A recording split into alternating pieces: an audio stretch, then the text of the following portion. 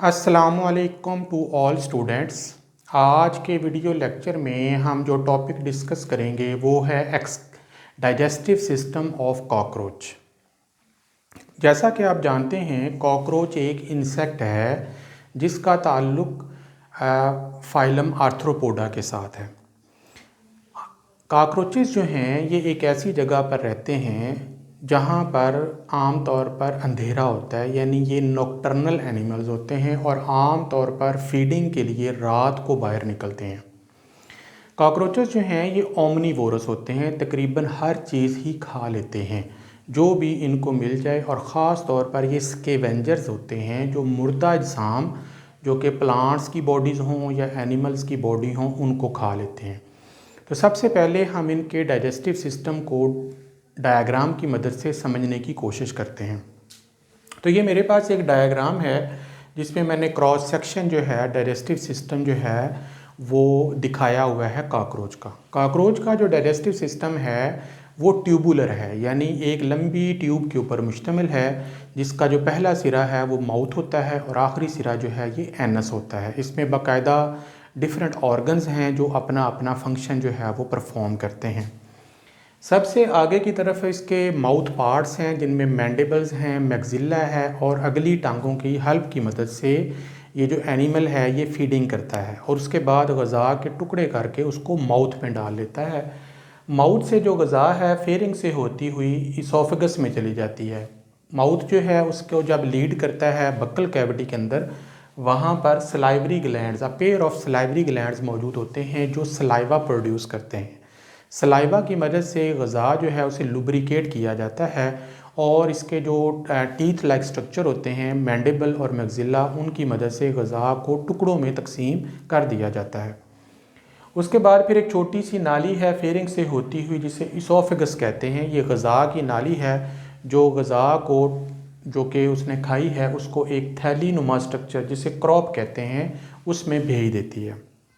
Crop के अंदर आमतौर पर फूड जो है वो स्टोर होती है और स्टोर के होने के बाद फिर उसको थोड़ा थोड़ा करके चंक बाई चंक एक छोटे से ग्राइंडिंग स्ट्रक्चर में भेजा जाता है जिसे गिज़र्ड कहते हैं। गिज़र्ड जो है ये ग़ज़ा की, इसके अंदर क्यूटिकुलर टीथ होते हैं जो ग़ज़ा को पीसते हैं और मज़ीद छोटे छोटे टुकड़ों में तकसीम कर देते हैं। उसके बाद फिर जो ग़ज़ा है वो जब यहाँ तक पहुँच जाती है इसे हम आम तौर पर फोर गट कहते हैं। फोर गट के अंदर जो है आम तौर पर इसे डाइजेस्टिव सिस्टम को हम स्टोमेडियम भी कहते हैं और इसको इंटरनली जो है ये क्यूटिकल से लाइंड भी होता है और इसे आम तौर पर फोर गट कहा जाता है। उसके बाद जो ग़ज़ा है वो फिर मिड गट में दाखिल हो जाती है जो कि एक लॉन्ग ट्यूब है, स्मॉल इंटेस्टाइन है, जहाँ पर ग़ज़ा की डाइजेशन होती है और एब्जॉर्प्शन होती है।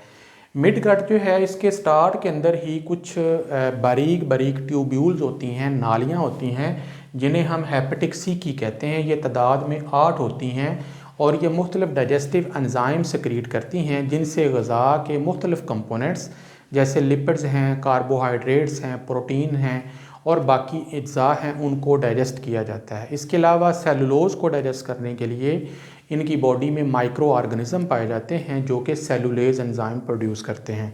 ग़ज़ा की डाइजेशन के बाद उसकी एब्जॉर्प्शन की जाती है और फिर अनडाइजेस्टेड मटेरियल जो है वो हाइंड गट में भेज दिया जाता है। तो ये रेक्टम, कोलन और एनस जो है ये इसका हाइंड गट है जहाँ पर ग़ज़ा को कुछ अरसे के लिए स्टोर किया जाता है और फिर उसको छोटे छोटे पैलेट्स की शक्ल में एनस से बाहर निकाल दिया जाता है। तो ये इसका पूरा जो है वो डाइजेस्टिव सिस्टम है जो कि फोर गट, मिड गट और हाइंड गट पर मुश्तमिल है और उसमें हर ऑर्गन जो है वो अपना अपना रोल प्ले करता है। अब इसके कुछ मज़ीद पॉइंट जो हैं वो डिस्कस कर लेते हैं। जैसा कि मैंने पहले बताया है कि जो कॉकरोचेज़ होते हैं नॉकटर्नल होते हैं, रात को निकलते हैं। इसके अलावा ये ओमनीवोरस होते हैं, तकरीबन हर चीज़ खा लेते हैं और ख़ास तौर पर ये स्कैवेंजर्स होते हैं, मुर्दा अजसाम, गले सड़े अज्जा जो हैं उन्हें खाते हैं।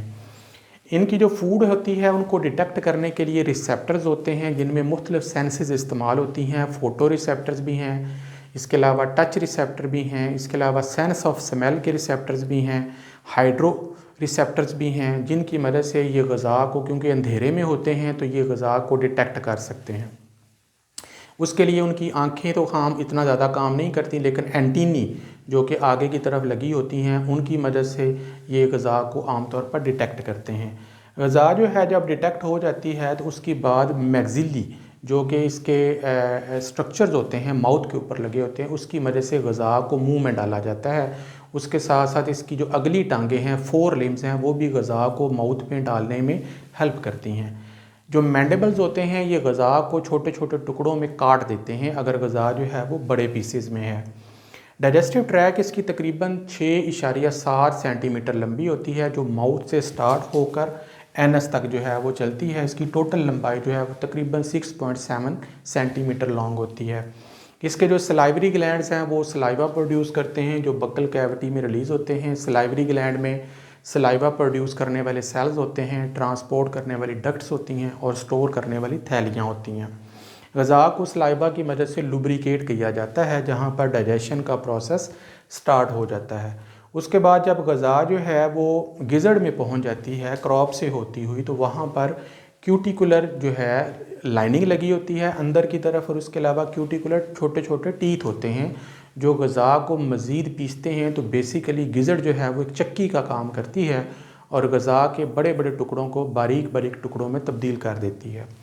اس کے بعد فوڈ جو ہے وہ مڈ گٹ جیسی اسمال انٹسٹائن ہے اس میں داخل ہو جاتی ہے، جہاں پر ہیپیٹک سی کی جن کی تعداد 8 ہوتی ہے ان سے نکلنے والے انزائم جو ہیں وہ غذا کو کمپلیٹلی جو ہے وہ ڈائجسٹ کر دیتے ہیں۔ اس کے بعد غذا جو ہے اس کو اسمال انٹسٹائن میں ایبزورب کر لیا جاتا ہے، لارج انٹسٹائن میں واٹر اور نمکیات وغیرہ ایبزورب ہوتے ہیں، اور آخر کار انڈائجسٹڈ مٹیریل جو ہے اسے ہائنڈ کٹ میں بھیج دیا جاتا ہے جہاں پر ریکٹم میں وہ سٹور ہوتی ہے، اور وہاں سے تھوڑی تھوڑی کر کے اینس کے ذریعے اس کو ایکسکریٹ کر دیا جاتا ہے۔ کوئی بھی بائٹ جب یہ لیتا ہے، کھانا یہ کھاتا ہے، تو اس کو 33 آورز تقریباً لگ جاتے ہیں ماؤتھ سے لے کر اینس تک پہنچنے میں۔ تو ٹوٹل ڈیوریشن آف ڈائجیشن جو ہے وہ تقریباً اباؤٹ 33 آورز کا ہوتا ہے۔ تو آج کے لیے اتنا ہی ہے، نیکسٹ لیکچر تک اجازت دیں، اللہ حافظ۔